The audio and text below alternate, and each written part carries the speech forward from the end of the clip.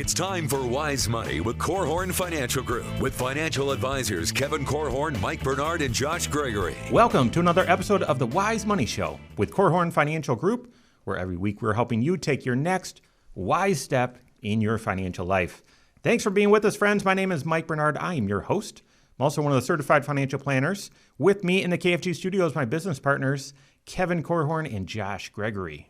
The third stimulus package was passed and carries with it a significant amount of financial benefits to those in need. But it also has a significant number of rule changes that you need to be aware of for 2020. So today is our first of a two-part series on what the CARES Act means to you and how it should influence your financial decisions. 3 stimulus already? Yep. 3? And they're talking about a fourth. Oh my or fifth goodness. even. Who knows? If you have questions, I have a question. How many? If you have questions, we'd love to hear from you. We are talking about some detailed stuff today, but it is stuff that you need to know. There's never been a time in the 20 years that I've been doing this where you need financial planning more than right now. Everything is changing. Yep. And that was just when the market started going down. Now all the rules changed. My goodness, reach out to us if you have questions, if you have needs. We are here to help. You can find us online, wisemoneyshow.com. You can call or text 574-222-2000. That's 574-222-2000. And then also, wherever you're at on social media, we are there too. And I would just push you to the YouTube channel. When the crisis started, Kevin came in my office and said, Mike, you got to get on the YouTube channel every single day, give people an update. And I said, no. And then he asked me again, and I said, okay. So get to that YouTube channel, search The Wise Money Show, and follow us there, and you'll get a next wise step each and every business day. All right, we're talking about the CARES Act. This is... It's also known as the Economic Stimulus Bill, but you know, in finance, everything gets an acronym. So this thing is called the CARES Act. It's got tons of change. Now that change is centered around trying to help people and help businesses get through this really, really tough time, but it's very, very complicated. We're gonna make it easy for you this week and next. So this is a 2-part series where we're just kind of walking through what you need to know and what you need to do in regards to this new economic stimulus. Before we get in, guys, do you like it? Is it necessary? How should we just at least interpret this third wave? Well, most people aren't a huge fan of change. And if you look at the change that we've seen in the last 6 weeks, 6 weeks ago, stocks were at an all-time high. And the amount of change that we've seen since then in the world is enough to choke a horse. And really, no one's missed out on that, but especially if you were one of the 6 million people in the last week to file an unemployment claim. Yeah. 6.6. Guys, if you look at that chart, it looks like just a flat line. Mm-hmm. And then last week, it jumped to 3.3 million. And then this week, doubled. It's literally 10 times the highest unemployment figures that we've seen in history, right? I mean, massive increase all of a sudden in a short amount of time. And, you know, if you're one of the folks who, unfortunately, you're part of a restaurant that's closed down, or you work for an employer that's maybe furloughing folks for a little while, this CARES Act couldn't have come fast enough. Yeah, I actually, and you know, this is going to be recorded in cyberspace for eternity. So I could be totally wrong, but it's going to cost us a lot. But what it avoided, I believe, was a depression. And I don't want to freak you out by saying this, but I mean, things are that bad. Normally, I tell you, oh, what Josh just shared was so good, you got to listen to it again. No, I don't listen to it again 10 times. But I think it's necessary, but we're going to be paying for it for a long time. We are, and this may allow us to avoid a depression if people, if the business owners get the money in their hands before mid-August. Right. So I mean, we'll see how it goes. But I think if you're listening right now, you're looking at all the changes that have happened, and you're in a couple different categories. There's a lot of grief work that's going on because of the changes that have happened. So typically when you think of grief, someone might be angry, they might be in denial, they might be depressed, they might be bargaining. But really where you need to get to move forward is to acceptance. And so we need to accept that the world we're in today is completely and dramatically different than the world 6 weeks ago. And there are some things, especially because what's been passed by Congress and the other things happening in your environment that you need to do in response to that for your financial health and for your financial life. And if you're sitting at home watching the news, I would encourage you to turn off the news and get to work. We're going to give you a number of practical things that you can do throughout today's show. You know, I read a journalist just the other day who said that just like a firefighter doesn't care how much water they'll spray on that fire, governments around the world don't care how much they have to spend in order to deal with a problem like this. And just the massive scale. A lot of people are going to point at this and say, it's too much debt. You know, we're borrowing too much money. We need to apologize to our kids and grandkids.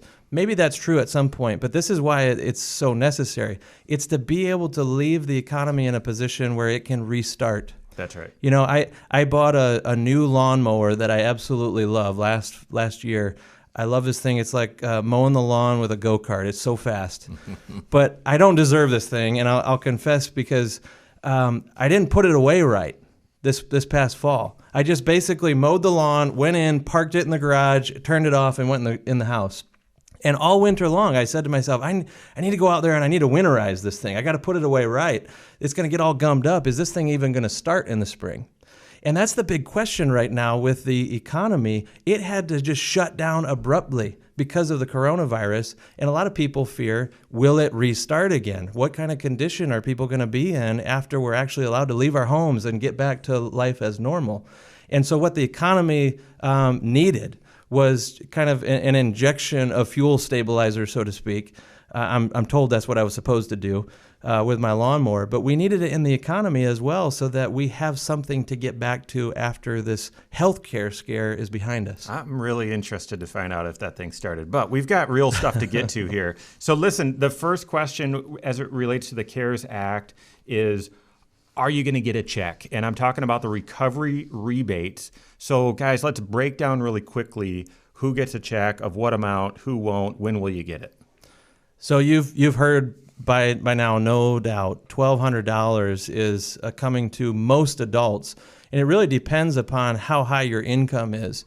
But not only is it $1,200 per adult, but also another $500 for qualified children.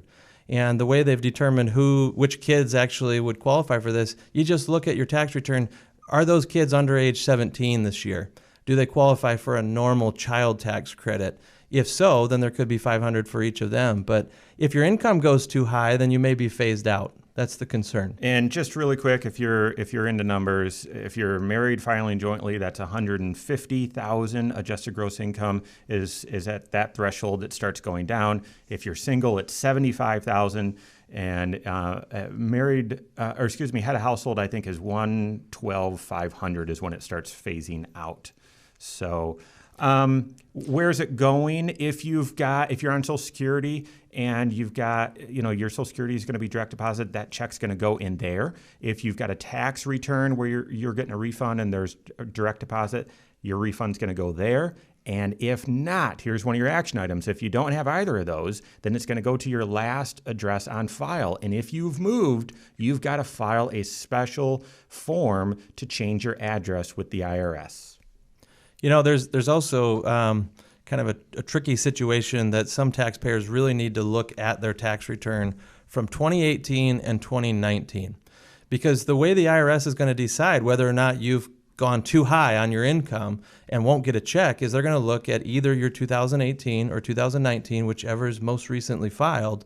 And if one of those qualifies you but the other doesn't, you may need to use a little bit of strategy here, a little bit of planning to maybe either delay your 2019 return because you qualify, or maybe hurry up and file that 2019. All right, we're going to give you those details and several others here coming up here on Wise Money with Korhorn Financial Group. All right, welcome YouTube. Thanks for being here. This is the Wise Money Show. Every single week, we do this hour-long show that airs a couple different stations here in the Michiana, Northern Indiana area. If you're not already a subscriber, be sure to do so, because you also get the Next Wise Step videos, which right now are happening every single business day. and you're going to want to catch all that content. So be sure to subscribe if you haven't yet. Turn on notifications and give us that thumbs up. We appreciate it because this is where you get financial wisdom in your next wise step. There's a lot of noise out there, especially right now. So give us a thumbs up. We appreciate that. All right, are you going to give the bonus content to YouTube here? Did the thing start or no? I haven't tried yet. Wow. My grass isn't growing, man. You don't deserve that thing. I don't fertilize, so it'll be 3 more months before my grass starts growing. So my prediction, there's a small mouse nest in a very key place in the lawnmower, and it won't be more than a $500 fix. All right. So voice of experience there, huh? Oh, my word. So let's pick that back up. The mice find the generator in the motorhome to make the nest. So let's pick that back up to basically say, hey, if you had a high income in 19 and you haven't filed yet, don't file. You maybe shouldn't. But get your return done. Just don't file it. And if you're on the bubble, I just talked to some folks whose income is 190 for 2020. And I said, hey, each year you're putting 20 grand into your retirement plan and you're going to get an extra $2,400 credit. Right. Money. So I mean, these are some planning things that I would. This to me feels like a call to your call to action to say, hey, if you haven't filed your taxes yet, if your taxes are prepared and you don't know if you should, if you feel like you're on the bubble, if you haven't updated your address with the IRS, if you haven't updated your bank account with the IRS, all these things, call us. Yeah. All right. And then we're getting into unemployment stuff too. Give them yourself one. Okay, so we're picking that back up, all the calls to action, and then it's transitioning to unemployment. For the recovery check. Yeah. Yeah, and just tell them, hey, the recovery check, depending on who you are, the recovery check might feel like a big deal. If you're a business owner and you're personally paying taxes on all the business income, you might not give a rip about the recovery check. You might care about the other stuff. We'll get to it. Yeah. Yeah. All right. 9:15. Crazy.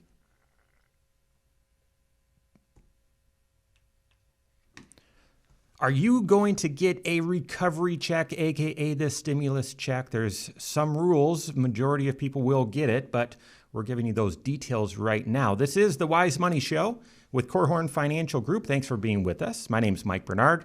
Here with me in the KFG studios, Kevin Korhorn and Josh Gregory.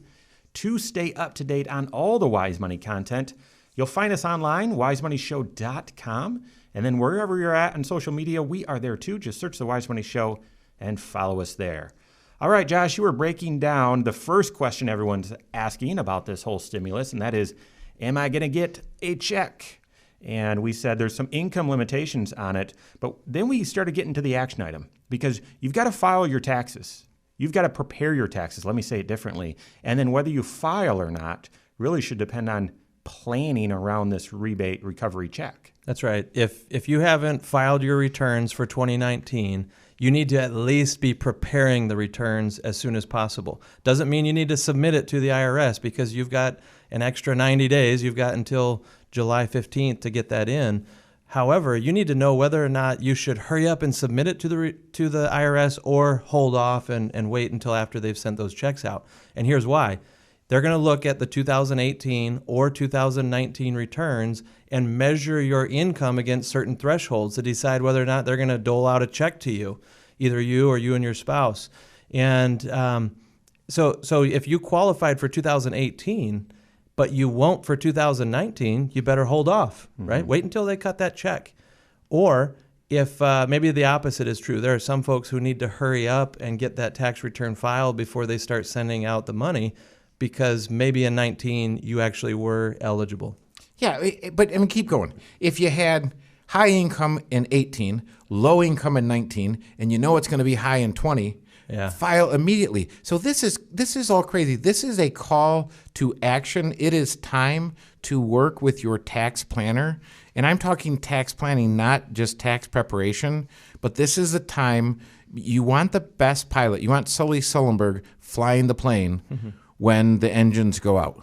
Oh, geez. Is that a metaphor for what's going on? Kevin Corhorn, my goodness. Be an optimist. No, I am. I'm an optimist. Sully Sullenberg didn't lose a person. That's right.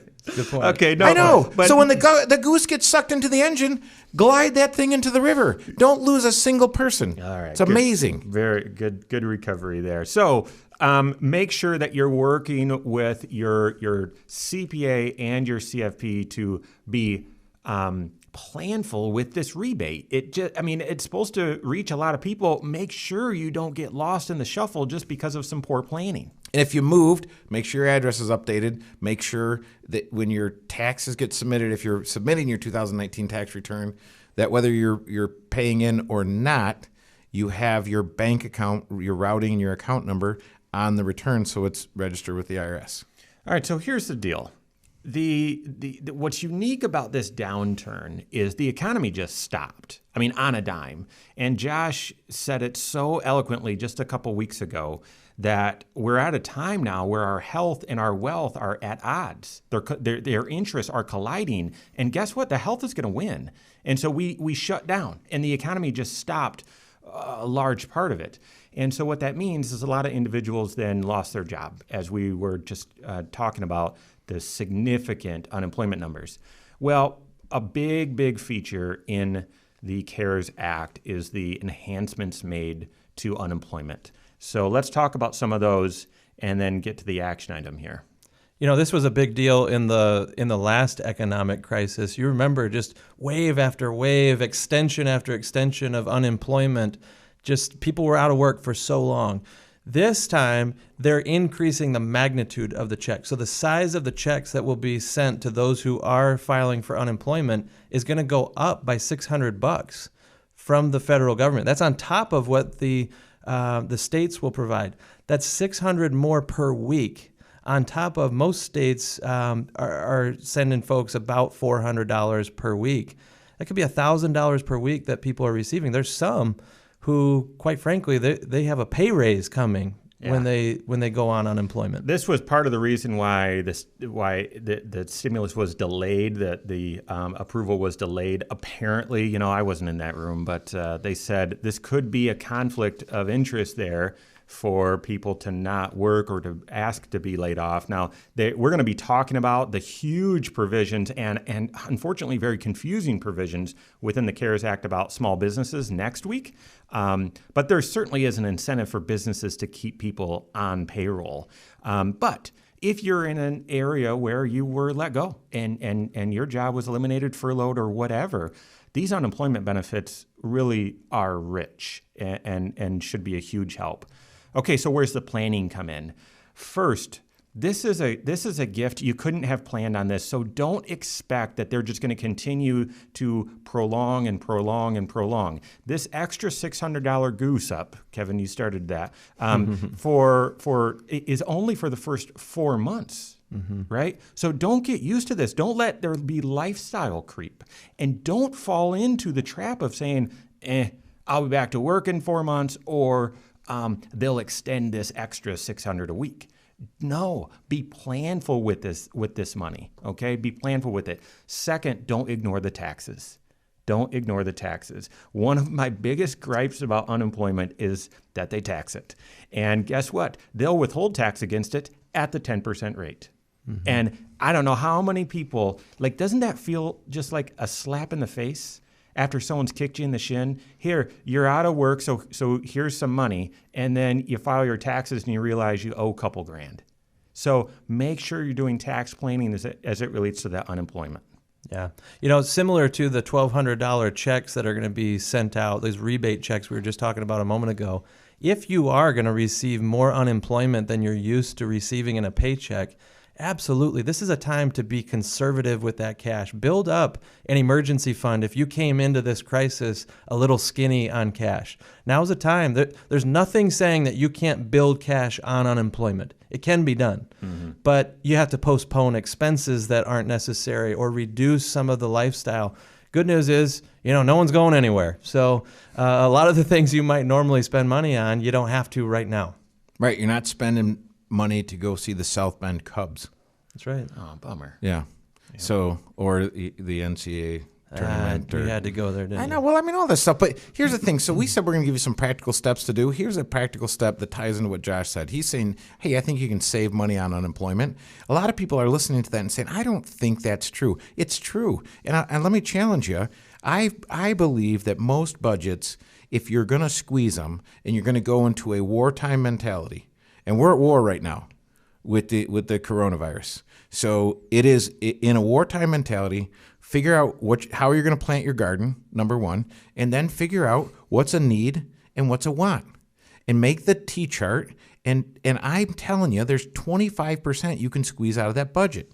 And you might say, well, look, that doesn't do me any good. My income's off 50%. I bet you could get your income to match your expenses.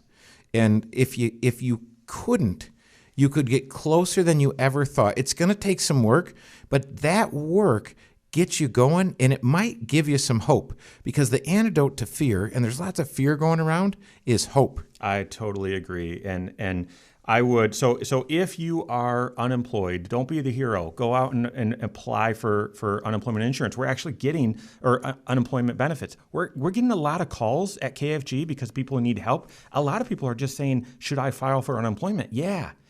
And if you need some guidance before jumping into that, then give us a call. But that's a practical action item. And then the second, I think it applies to you if you're on or underemployed, but I think it applies to you regardless, and that is you need to update your budget. And as you go through it, identify it as whether it's a need or a want, okay? All right, one of the other enormous changes in this thing is another acronym, because the financial world just loves those. So we've got that and more coming up here on The Wise Money Show with Korhorn Financial Group. Okay, YouTube, play a little game. It's my favorite movie. Kevin referenced it. Kevin? And leave, no, I'll give you the answer next week. Kevin, what's your guess? Spaceballs. Wow, I want to say that's it. But it's not. Josh, you might know. Do you know? Snow White. Hey, can you give me a hint? You made a reference to it. I know, but I don't want to wait till next week to find out. What's your real guess? Because it's not Snow White. I don't. Okay, I was going to say Braveheart. No. Come on. I like that one. No. I don't know. It's got to be a funny movie. Nope. No? Dead Poet Society. Lindsay, do you have a guess? What? What's that? The Wolf on Wall Street. No. Wolf of gross. Wall Street. She said. No. Godfather. The Godfather. I'll make you an offer you can't refuse. Yeah. And So what was the reference? so I missed it. that wasn't intentional? What were you talking about? And I was like, oh my goodness, that's a line from Godfather. I can't remember. I don't know. Maybe I was in the mafia in a Oh my prior life. goodness, I need. It'll come to me, or I'll watch it on YouTube, and then we can reference it next week. Okay. So, and also on YouTube, we are in our partially renovated studio. We're pumped. We're pumped. Yeah, This is it's a new space. Yeah, this is the first recording in the new improved space. So thanks. Thank you, many. Dave, John, Mike, Lindsay, Koki, Mrs. Korhorn, Yeah. Mike, Josh. I mean, there are a lot of hands and brains that went into making this amazing. And you can't tell by looking, but it's amazing. Yeah. So right now you might be looking and saying, "You guys look like you're floating." Yeah, I know. We wanted to jump in here, and we'll be getting stuff on the walls here soon in the coming weeks and months. We're in a recession, folks. Come on. All right. Let's roll. 1915, and I can't go as fast at the end. I've got to have I got to have a breath. Doesn't make sense to you, YouTube, but I've got to have a pause so that we can cut some other stuff in. So 9:15 on this one. 9:15. And and it is a recession, so Lindsay's going to paste some burlap up on the walls here. Yeah, that's What's right. the acronym? Oh, my goodness. Where are you going with this? You'll see. Does anyone really cares? All right. Ready? We're breaking down the stimulus for you, the CARES Act, and this detail, it does not make sense. We're gonna talk through it, but it just blows my mind. Maybe Josh or Kevin can teach me a thing or two. This is the Wise Money Show with Korhorn Financial Group. Thanks for being with us. My name is Mike Bernard. Here with me in the KFG studios, Kevin Korhorn and Josh Gregory. If you're not following the show on the YouTube channel, I'd encourage you to do so. Not because we're anything special to look at. We are not, but I would tell you we've got additional content that we're pushing out there frequently. And when this crisis started, we've started to post daily next wise step videos. Honestly, where clients used to sit in my office, we've put a video camera, and every day I just turn it on for 7 to 10 minutes, and I'm just talking to you about what's on my mind, breaking down details that you need to do and apply in your financial life. So follow us on YouTube. Just search the Wise Money Show.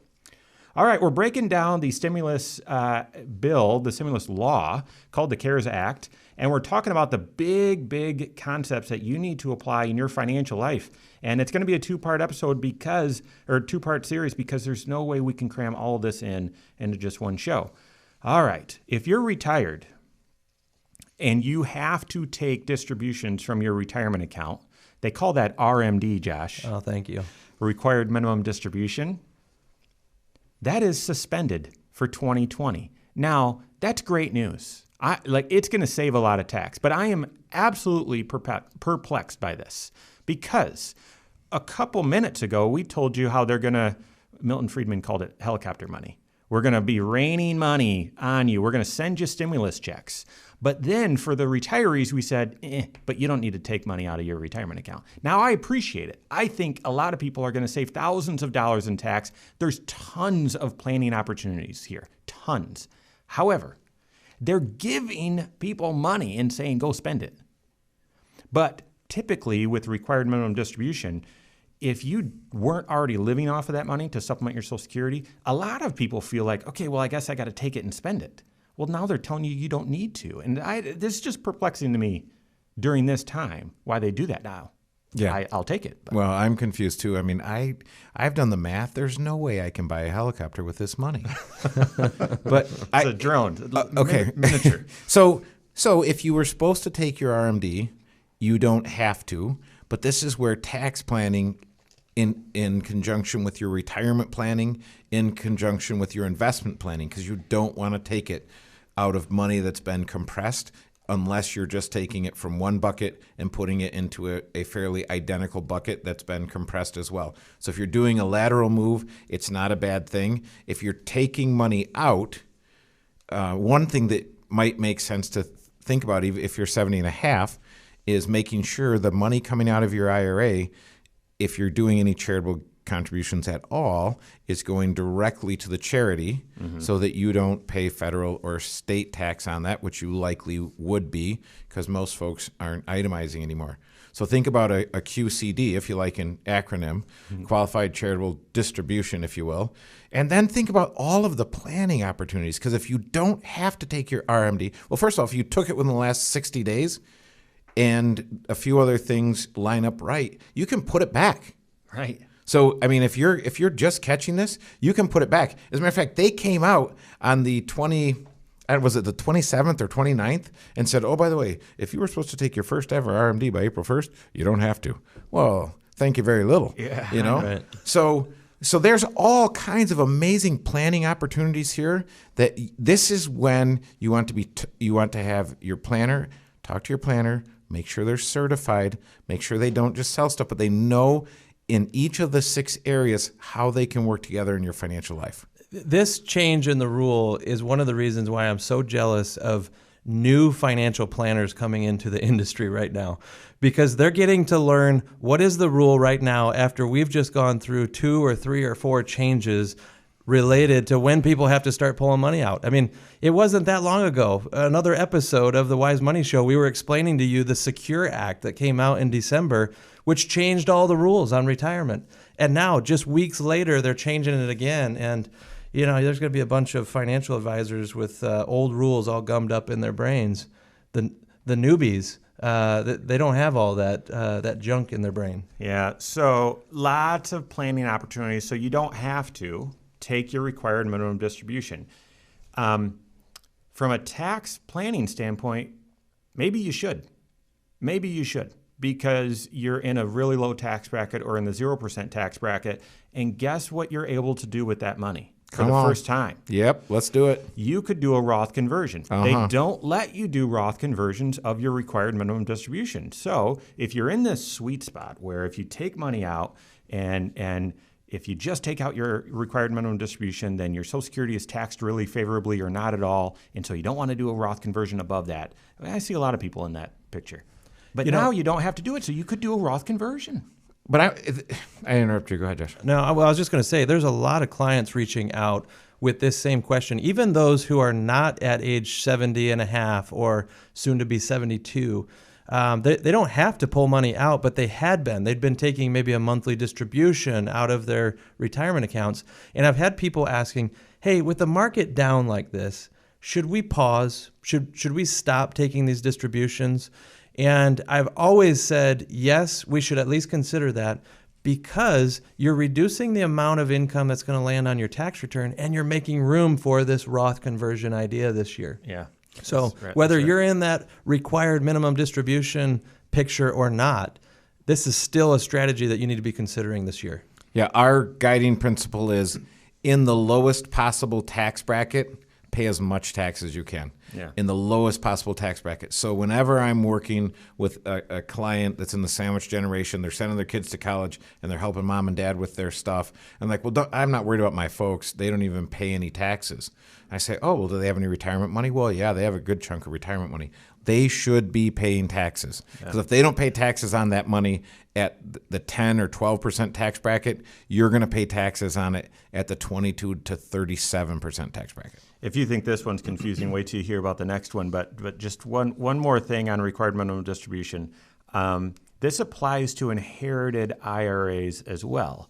The bad news is, if you were a good taxpayer and already took your required distribution out of your inherited IRA that you inherited from mom or dad, there's no way to get it back in. So you're going to have to pay tax on that money. If you were patient and haven't taken it yet, you now don't have to. So if you've already taken any of your RMD and you're hearing this and saying, well, am I able to put it back? Am I not? Call your certified financial planner. Call them, because you might be able to. There might be a loophole. So, all right, speaking of loophole, this is just crazy. To help people get access to their nest egg during this time, again, the financial world has turned upside down. And so if you've got money in your retirement accounts, you can't get access to them at a time you might need some cash. So enter the CARES Act in this thing called a coronavirus-related distribution or retirement distribution, where you get to have access to your 401k or your IRA, other retirement dollars, and pull up to $100,000 out of your account and avoid a 10% penalty that maybe you otherwise would have been subject to. Lots of other rules. Josh, can you sneak them in really quick? Well, I would just point out that it has to be in the year 2020.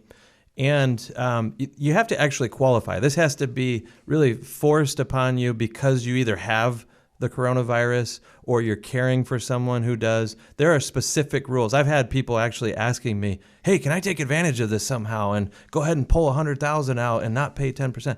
No, you don't qualify unless you actually get the virus.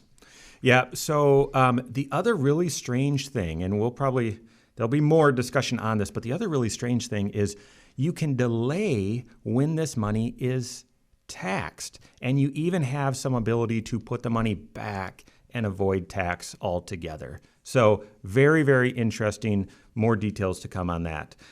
We've got a lot more coming up here on the Wise Money Show with Korhorn Financial Group.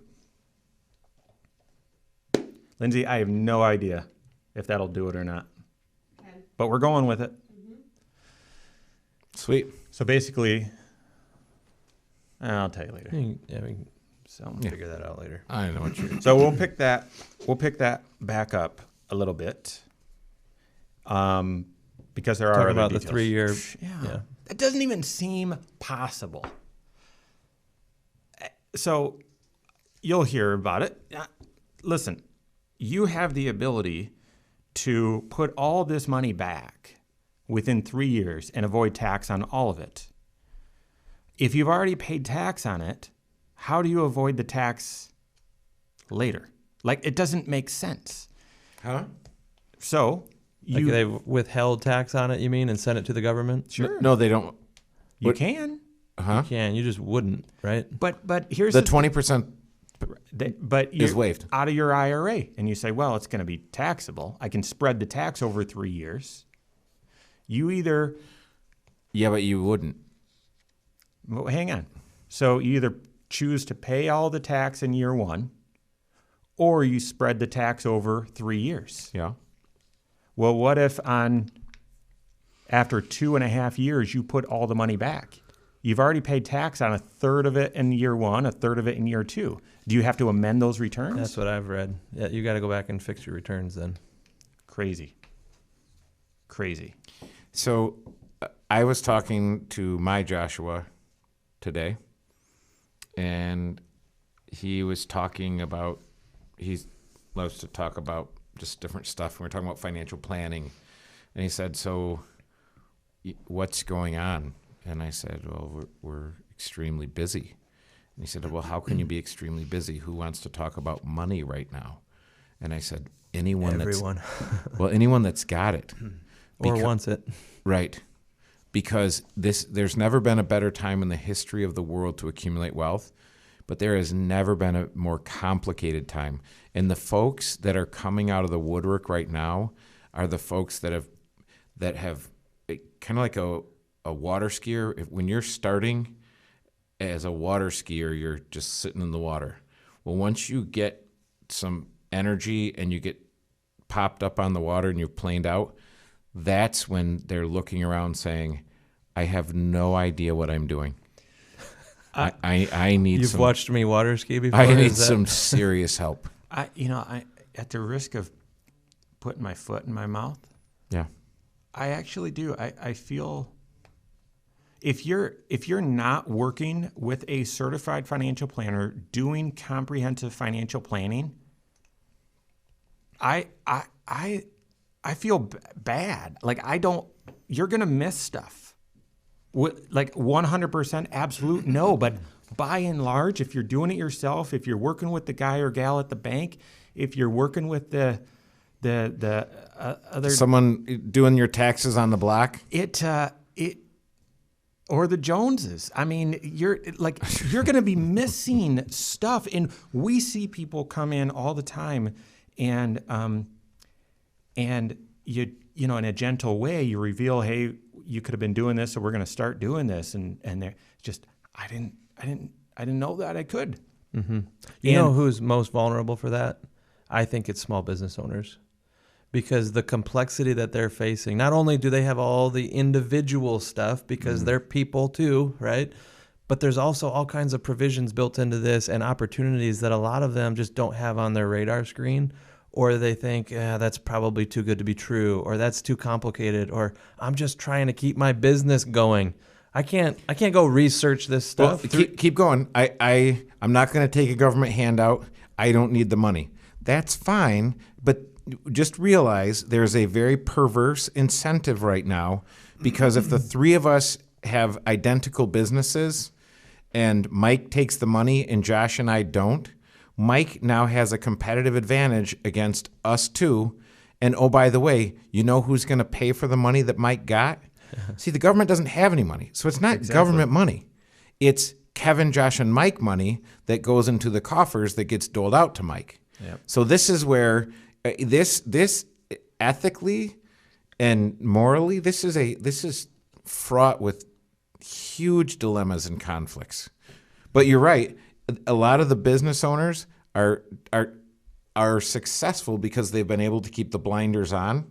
And this is a time that if you don't have on your team an amazing expert who can do this, you need to call and get one. Yeah. If your bank doesn't do SBA lending, you need to get in line. A lot of these banks aren't even starting new relationships related to that. So here's the deal. If you're a small business owner and you happen to be watching this, we are going to be talking about the small business stuff on next week's show. That's bad timing. I mean, but this all is happening in a wave because things started yesterday. If you want to talk about it before, give us a call. Give us a call. Yeah. All right. We're gonna finish the coronavirus related distributions. Talk about a couple other things, and we got a lot of time. We can talk about however, whatever you want to talk about. Okay. We can go as far. We can go into the student loan stuff. We can go anywhere you want with this. Okay, we're finishing what now? 13 minutes. I know, but with a Coronavirus-related distribution. like 401k stuff. Yeah. Okay, story time. Sure. Whatever. The one I told you. Sure. Okay.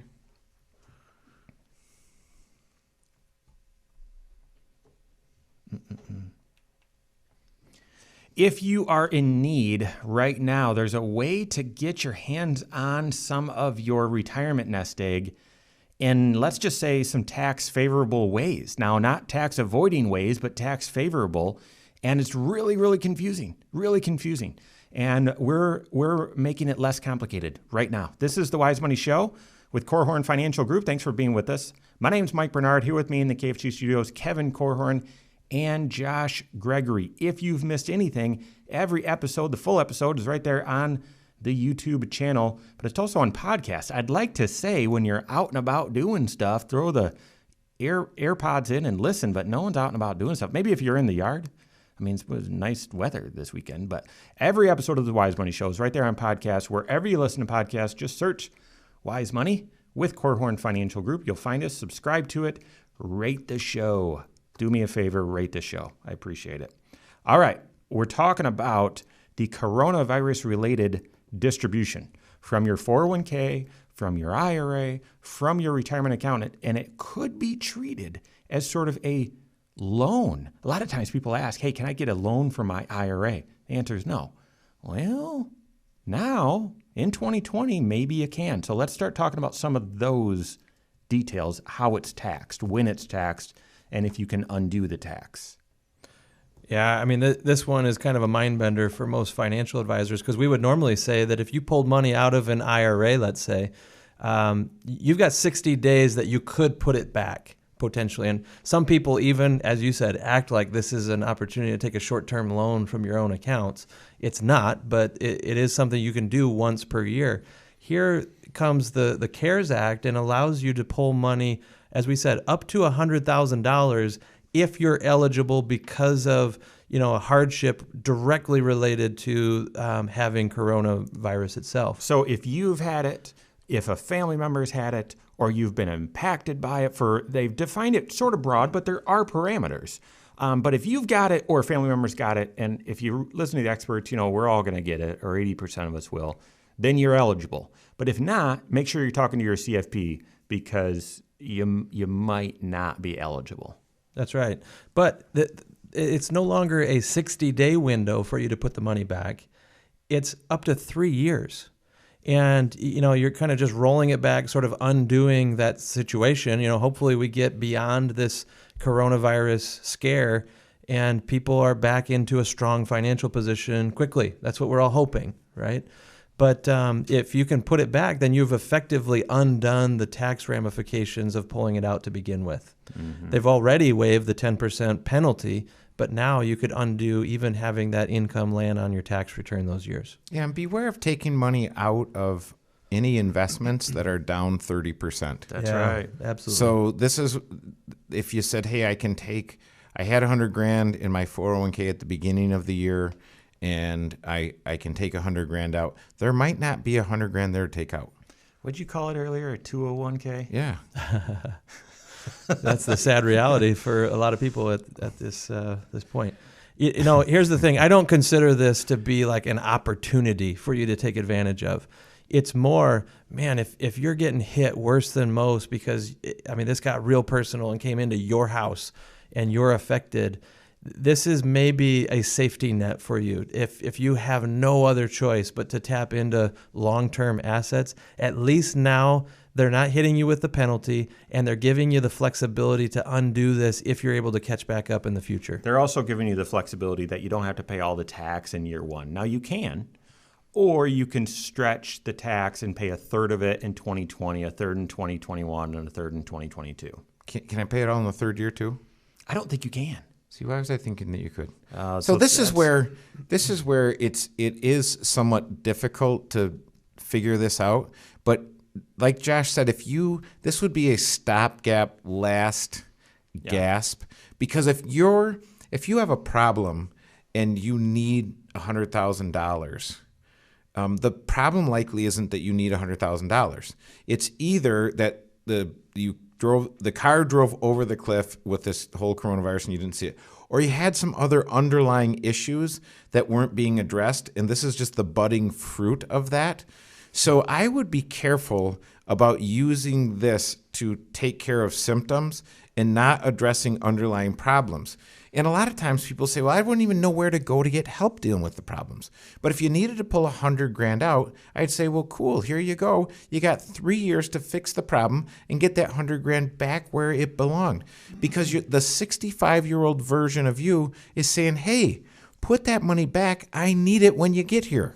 Yeah, that's right. And so we're breaking down action items for you today. And I'm, if this got real personal, like Josh said, and you need to get your hands on some cash, this could be an action item. But once again, before rushing out and doing it, you got to talk to your CFP, because you want to make sure that you're not paying more tax than you otherwise should, and you want to make sure you don't do this thing wrong. This is sort of white glove time. Right, and we're talking about distributions from retirement plans, but there's also a loan that you can take. Yeah, I mean, that's the right segue. It used to be if your 401k had a provision, and some 403bs have a provision, you could take a loan of up to $50,000, and you've got some parameters there. And within the CARES Act, that is now up to $100,000.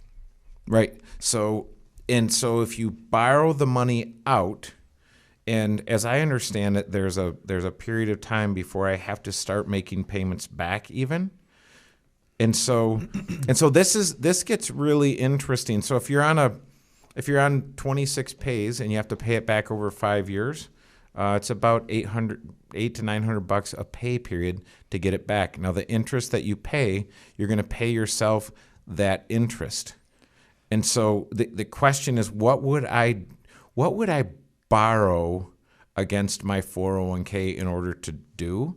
And for me, the folks that have come to me and said, hey, is this even a tool that should be in my toolbox, are the small business owners. And they're saying, hey, is this, I know this is the last line of defense in the event that the enemy breaches the other four. Mm-hmm. What should I do? And I know some that have proactively just borrowed the money out. Again, it's a tool. So I'm not for or against 401k loans, and I'm not recommending anyone take one. I'm saying know what's available to you.